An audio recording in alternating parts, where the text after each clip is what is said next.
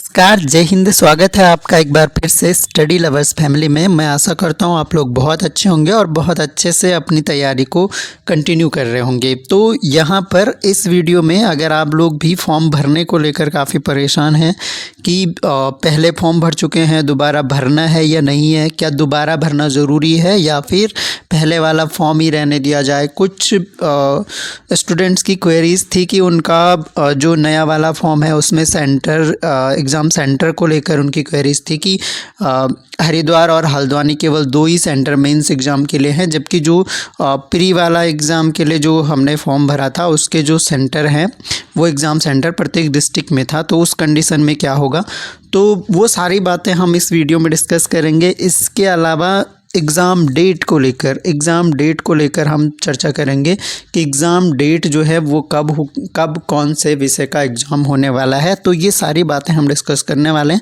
सबसे पहले आइए देखते हैं कि क्या कहा गया है फॉर्म भरने को लेकर। तो ये पहले भी डिस्कस कर चुके हैं कि अगर अभ्यर्थियों ने पहले फॉर्म भरा है तो आपके आवेदन मान्य होंगे, यानी पूर्व में किए गए आवेदन जो हैं केवल कला विषय को छोड़कर आपके मान्य होंगे। आपने किसी भी विषय के लिए आवेदन किया है तो वो आपका मान्य होगा। ये एक इम्पोर्टेंट न्यूज़ है कि आपके लिए वो जो पहले के फॉर्म भरे गए थे 2024 में वो आपके मान्य होंगे, यानी आपको दोबारा फॉर्म भरने की आवश्यकता नहीं है। लेकिन फिर भी आयोग ने कहा है कि यदि इसके बावजूद भी कोई अभ्यर्थी नए विज्ञापन के सापेक्ष आवेदन पुनः करना चाहते हैं तो वे अपना पूर्व में किया गया आवेदन निरस्त कर नवीन आवेदन कर सकते हैं।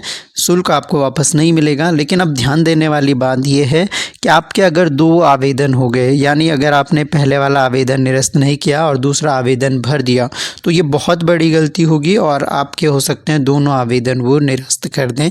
तो ये थोड़ा सा समझने वाली बात है। इसके अलावा अगर आपको दोबारा लग रहा है कि आपको दोबारा फॉर्म भरना है तो आपको क्या करना है, पहले वाले को कैंसिल कर देना है। इसके अलावा जिन भी अभ्यर्थियों ने पहले से फॉर्म भरा हुआ है, आपका फॉर्म जो फिलअप किया गया है उसको एक बार चेक कर लेना है। आप आयोग के लिंक में जाइए, जो उसके एप्लीकेशन की लिंक है। तो वेबसाइट में जैसे जाएंगे, लिंक पे जैसे क्लिक करेंगे तो लॉगिन का जब आपके पास ऑप्शन आता है तो वहाँ पर आप अपनी ईमेल आईडी और पासवर्ड डालिए। हो सकता है कि आपको ध्यान ना हो तो फॉरगेट पासवर्ड करके आप अपना पासवर्ड रिसेट कर लीजिए और एक बार अपने फॉर्म को दोबारा से चेक कर लीजिए। ये बहुत ज़्यादा इम्पोर्टेंट चीज़ मैं बता रहा हूँ कि एक बार आप लोग जो हैं, क्योंकि उस टाइम जो भरा था, क्या भरा, कैसा भरा, उसमें कुछ कमियाँ हैं तो वो सारी चीज़ें आप देख लीजिएगा।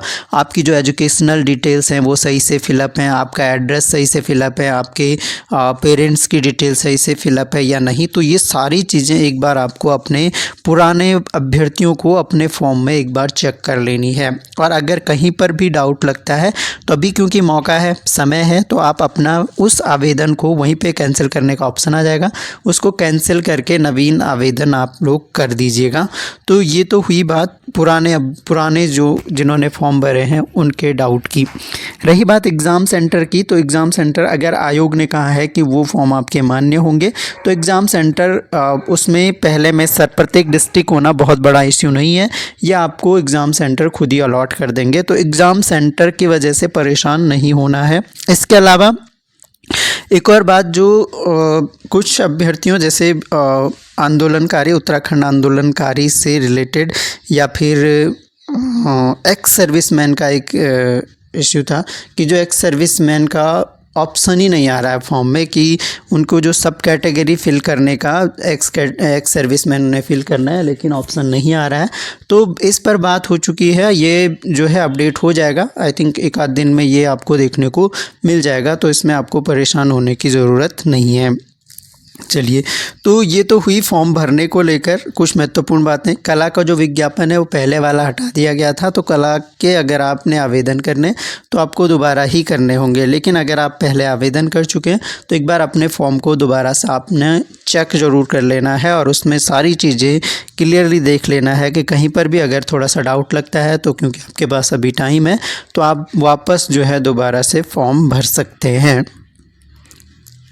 अब इसके बाद हम थोड़ा सा बात करते हैं कि किस विषय का एग्ज़ाम कब होने वाला है। तो अगर हम पुरानी डेट शीट को एक बार देखें तो ये अपडेटेड कैलेंडर जो कि आयोग ने 23 सितंबर 2025 को जारी किया था और इसमें आपके जो प्रवक्ता भर्ती संबंधी जो डेट्स हैं वो दे दी गई थी। अगर हम यहाँ पर बात करें तो सबसे पहली जो डेट दी गई थी, क्योंकि अलग अलग डेट्स इसलिए हैं क्योंकि काफ़ी सारे सब्जेक्ट्स के एग्ज़ाम होने हैं, तो अलग अलग डेट पर अलग अलग सब्जेक्ट्स के या 2-3 सब्जेक्ट्स का एक दिन में एग्ज़ाम हो सकता है, ऐसे पॉसिबिलिटी है। ये क्लियर हो जाएगा। आयोग ने इस संबंध में भी कहा है कि वो जल्दी ही इसका क्लियर कर देगा कि किस दिन कौन से विषय का एग्ज़ाम होना है। लेकिन फिर भी अगर बात करें तो जो राजकीय इंटर कॉलेज प्रवक्ता भर्ती परीक्षा है, 25 जनवरी को एक डेट जो है आरक्षित की गई थी मुख्य परीक्षा के लिए, जो कि वस्तुनिष्ठ प्रकार की होनी है, ये तो आप सभी जानते हैं।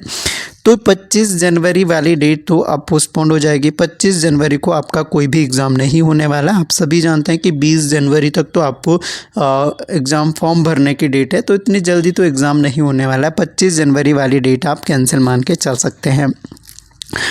अब जो डेट्स बचती हैं वो अपने पास अप्रैल की बचती है। अगर अप्रैल में देखें तो 5 अप्रैल 2026 और आपका 26 अप्रैल 2026, तो ये 2 डेट्स हैं जहाँ पर काफ़ी सारे सब्जेक्ट्स के एग्ज़ाम होने वाले हैं।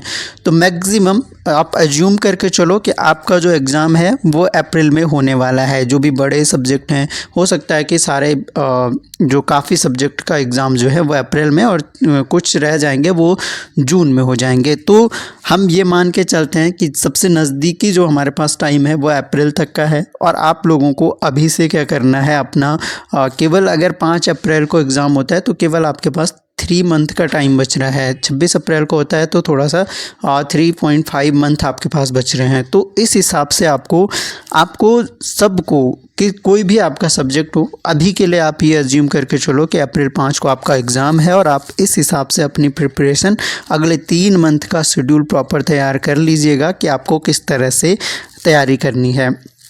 अपने साथ जो पॉलिटिकल साइंस के अभ्यर्थी हैं जिन्होंने अपना कोर्स लिया है पॉलिटिकल साइंस का, तो आप लोगों का कोर्स लगभग कंप्लीट है। केवल अपने पास जो है इंटरनेशनल आईआर का एक यूनिट बचा है जो कि हम कवर करना शुरू कर चुके हैं और इसको बहुत जल्दी विदिन 1 मंथ हम कवर कर देंगे। इंडियन पॉलिटी के कुछ टॉपिक रह जाएंगे, वो भी आपके जल्दी साथ साथ कवर हो जाएंगे। तो बहुत ज़्यादा टाइम आपका यहाँ भी नहीं लगने वाला है। तो आपका कोर्स लगभग कंप्लीट है क्योंकि बाकी 4 यूनिट तो कंप्लीट ही हैं। आप उनको अच्छे से तैयार कीजिए और ये मान के चलिए कि आपका अप्रैल 5 को एग्ज़ाम होने वाला है। तो इस हिसाब से आप अपनी प्रिपरेशन कर सकते हैं। और बाकी की जो डेट्स हैं इसके बाद अगर जो सब्जेक्ट रह जाएंगे इन दोनों दिन, उन सब्जेक्ट का एग्ज़ाम जो है वो जून में होगा। तो 26 अप्रैल 5 अप्रैल मेनली आप मान के चल सकते हैं कि यहाँ पर ज़्यादा संभावनाएं हैं आपके एग्ज़ाम होने की। बाकी 14 जून को कुछ सब्जेक्ट जो रह जाएंगे उनके एग्ज़ाम जो हैं वो 14 जून को हो जाएंगे। तो इस तरह से आपको बिल्कुल भी लापरवाही नहीं करनी है। अभी ये मान के चलिए कि अप्रैल ये आपके पास ये भर्ती भी जो है इस ईयर की लास्ट भर्ती होने वाली है। हो सकता है कि एलटी का नोटिफिकेशन आ जाए, लेकिन बहुत श्योर मैं नहीं हूँ। हो सकता है कि अभी अगले साल चुनाव का माहौल बनने वाला है तो एलटी का नोटिफिकेशन तो आएगा, लेकिन उसमें काफ़ी टाइम अभी लगेगा। लेकिन यह आपके पास बहुत बेहतरीन मौका है लेक्चरर का। यहाँ आप खुद को फोकस कीजिए अगले 2-3 महीने तक और अपने सब्जेक्ट से एग्ज़ाम क्रैक कीजिए और आप जो हैं लेक्चरर बने, ऐसे हम उम्मीद करते हैं। और थैंक्स अलॉट फॉर लिसनिंग। अभी नेक्स्ट वीडियो में मिलेंगे। कुछ और अपडेट्स जब भी मिलती हैं तो आपके पास लेकर आएंगे। चैनल को सब्सक्राइब कर दीजिए, लाइक कर दीजिएगा, क्योंकि कुछ भी अगर अपडेट्स होती हैं या कुछ भी महत्वपूर्ण जो इवेंट्स होते हैं वो हम आप तक लेके आते हैं। Thanks a lot for listening. मिलेंगे नेक्स्ट वीडियो में, तब तक के लिए जय हिंद।